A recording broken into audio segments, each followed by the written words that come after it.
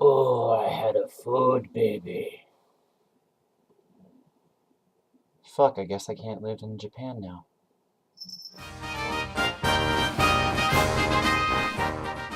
Hello, Poppets. So yes, here we are for Jaded January number 7. And this one is actually only going to answer 2 questions. I did get a few more on yesterday's video, but I actually missed a question, Sanctuary, I'm so sorry, that actually is a bit of a long, well, not really long story, but loaded question. And it actually ties in with a question that someone else asked on yesterday's video, so it kind of goes hand in hand. So, first question is, why Jade? When did that come around? And that was from Sanctuary of Stars. The second question, which goes hand in hand in that, is what has been the most defining moment in your life so far, from Fabrication 101? Okay, so Jade actually came about when I was 18 years old. So we're looking at about 1997, 98. Um, if you've seen my past videos, you know that I grew up in a very suburban, almost redneck area.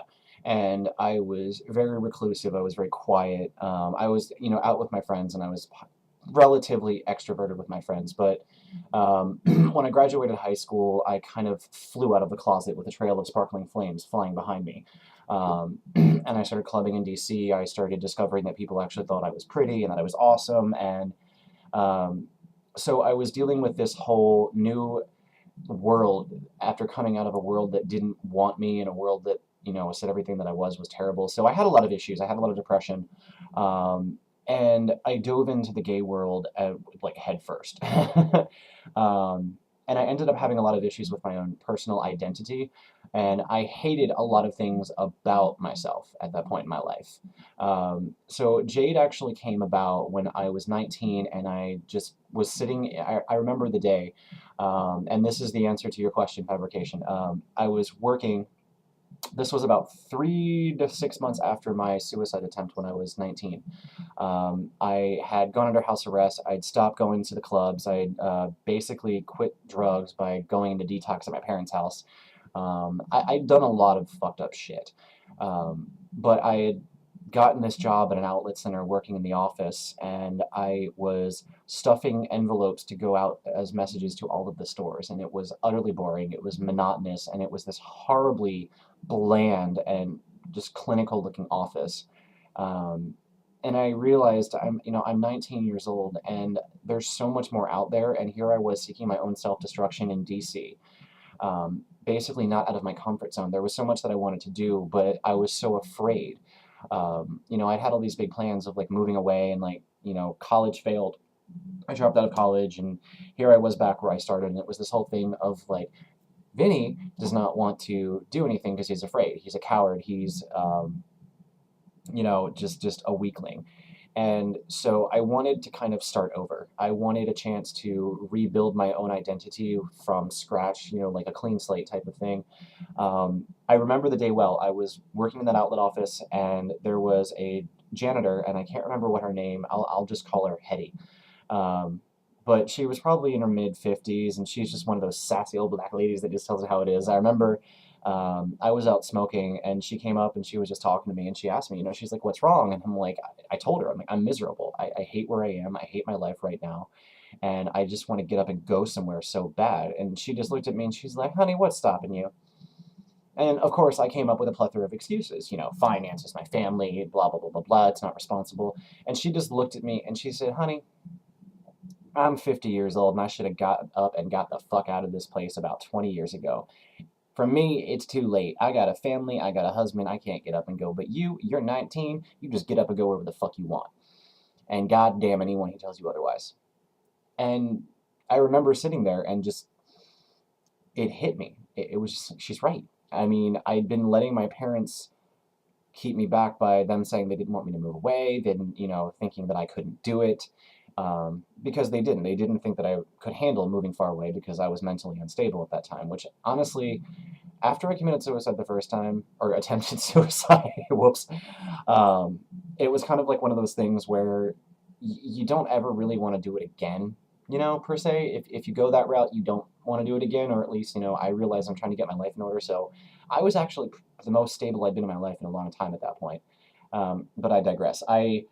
I ended up taking her advice. I put the pager and the portable phone that came with the office on the desk. I wrote a note saying, "Thanks for the horrible job. Thanks for treating me like shit and making me work on weekends. And I'm sorry, but I quit."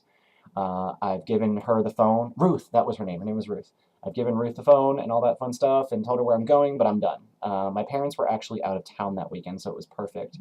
I drove home, packed my bags, enough that I could carry with me, and I drove to Baltimore. I bought a Greyhound ticket to Los Angeles, and I remember sitting there for the hour and a half I had to wait for my bus to get there and leave, waiting for my parents to find out. Because my parents are just, they're in law. My dad was a cop, so I was waiting for my parents just to come bustling into that Baltimore Greyhound station and drag me kicking and screaming back. But they didn't. And the bus left Baltimore and then hit DC, and DC was my last moment of fear.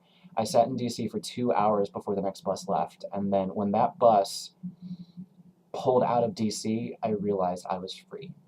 I had made my own decision. I had made my own first step towards a new life. I had thrown caution to the wind. I had no idea what was coming ahead for me. I had no idea where I was going. And I spent the next 5 days on a Greyhound bus going across the country. I saw the entire country, Death Valley, the Grand Canyon, all that fun stuff. I met some of the most amazing people that I've never talked to again, but for those 5 days, we became the best of friends. And there was one lady that basically adopted me, and she gave me her address in case, in Colorado, in case my venture in Los Angeles didn't work out too well, and she offered to let me come stay with her. But I remember stepping off the bus in Los Angeles, and I watched a woman get mugged under the Welcome to LA sign, and my fear got the best of me. And I realized it was probably really stupid to go to a city where I didn't have anybody. So I did the next best thing. I called my brother up in Seattle. I told him what had happened. I told him that I'd finally gotten away from home, that I wanted to just breathe and live my own life and, try to find somewhere new to just start over. And so my brother let me move in with him up in Seattle. And the next 2.5 years, well, yes, I did get back into doing drugs, and yes, I partied a lot, and yes, I was a whore. Um, I discovered so much about myself, my strengths, my weaknesses. Jade was born in Seattle. When I got to Seattle, I sat there thinking, how do I want to do this? I want a new chance. I don't want to, every time I see people, hear the name that I've heard for all these years that just has so many bad connotations to me, So I came up with Jade because I was a jaded bitch. That was my moniker. I was jokingly, just this jaded, bitter little queen. And it just stuck. It worked. It stuck. It really suited me. It was great, going out with somebody. I'd be like, "Hey, you want to get jaded?" But over the next 2 years, Jade was who I was, and to this day, I still feel more like that person because that was the first inkling of me having my own strength, of me standing on my own 2 feet, of me making my own decisions, and not all of them were the best, but I found my strength inside myself during that time of my life, and when I moved back from Seattle, because of course I did take things to excess once again, I brought back everything that I had learned as Jade back to Maryland, and I came home to settle my demons with Vinny, as it were. Oh, cat wants out. Go, mischief, go. So it was kind of like I had my sojourn out west, and I experienced having that clean slate, but I realized that you can't run away from your demons. You do have to face them. So my life kind of fell apart, and I realized that I wasn't going to advance much further as Jade unless I went home and I faced Vinny. So it was kind of like these two identities coming, face to face, these two personalities. And in the past, I moved back in 2001. So in the past 10 years since I moved back from Seattle, it has been a long, arduous process of, keeping the good things of when I was Jade and adapting that into what I was when I left here.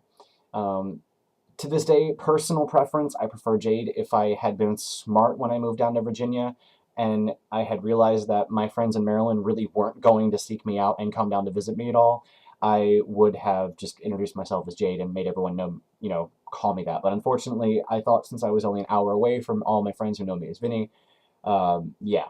So, but if I had my way, if I ever move again and I move to somewhere where not a lot of people know me, I'm going to fully adopt Jade, and I do plan one day to actually changing my middle name to Jade, because my current middle name sucks. It's Garland, and my parents were surprised. Anyway, this has already run on long enough, but I told you it was a loaded question, but I hope that answers it for you, and I will see you guys for number 8.